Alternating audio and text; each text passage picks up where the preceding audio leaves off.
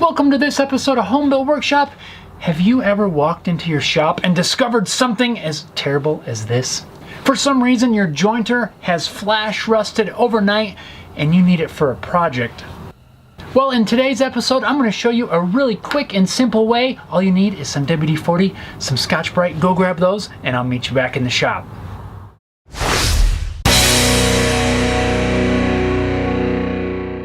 Now, I live in Colorado and rust is typically not a problem that I have to deal with, but I know that a lot of you in other parts of the country and the world have to deal with moisture and keeping your tools rust free. Now, I don't know exactly why my jointer rusted over like this. Maybe we had some sort of drastic temperature change, weather system, something, who knows, but I gotta get this cleaned up because I need it for an upcoming project. What I'm gonna use to clean this up is a green Scotch Brite pad and some WD-40. We're gonna mix that all up with a little bit of elbow grease and get this thing clean in no time.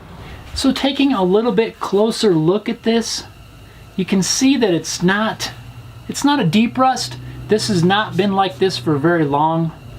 So it should be pretty easy to clean up. A lot of it I can almost wipe off just like that. It's a really strange occurrence, like I mentioned, especially for here in Colorado, but it's still a hassle and we gotta fix it. First things first, the jointer is unplugged so that it's safe. We're gonna now remove the guard. I'll begin by spraying the jointer bed down with some WD-40. This kind of splashed all over the place, so be careful when you do this. And then I'm gonna soak the Scotch Brite pad, and then we'll just get in there and start scrubbing away, making sure to go with the grain of the cast iron. And almost immediately, you can see how it's starting to create a rusty slurry as the rust is being removed. Ugh, look at that. Gross. After scrubbing for only a minute or two, we can take a clean rag, wipe it down, and immediately see the results. It's not perfect yet. We're going to have to go over this another time or two, but look how much rust has already come off. And now I'll just repeat that process until I have all of the jointer bed as well as the fence nice and clean and rust free.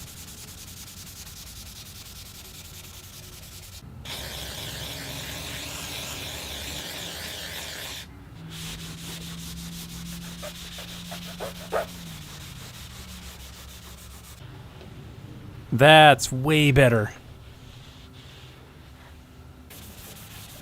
Notice all that wobbling while I'm scrubbing? I really think I need to build a new base for this machine.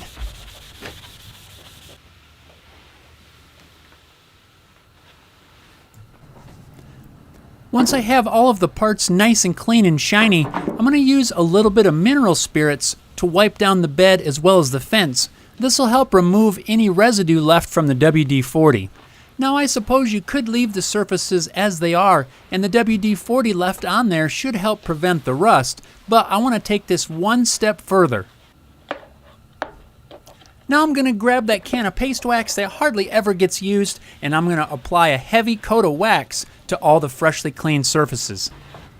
Now there are special products designed specifically for keeping your tools rust-free, different sprays and things. I don't have any of those products at the moment, but I do have this wax, and that's why I'm using it. Once the wax has dried for a little bit and begun to haze over, it's time to polish it off. Wax on, wax off.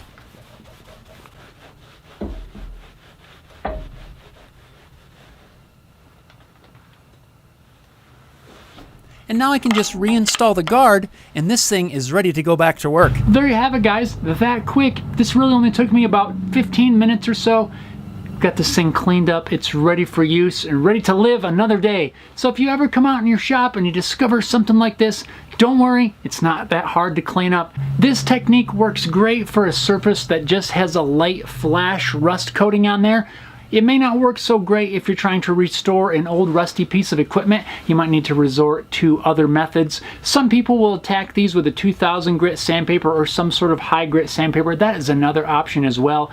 The biggest thing I like about the Scotch Brite pad is it's really not that abrasive. It's just enough to kind of get in there and get the rust off without worrying about marring up the surface or even removing any material. So thanks a lot for watching, guys. I hope you found this helpful. If you did, go ahead and give it a big old thumbs up.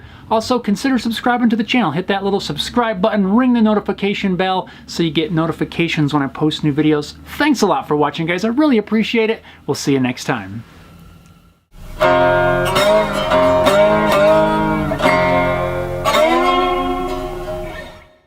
That was easy. That wasn't scary at all, was it? You can see my breath a little bit. It's because it's cold in here. A little bit cold. Not terribly cold, but cold enough to see my breath. Sorry about that.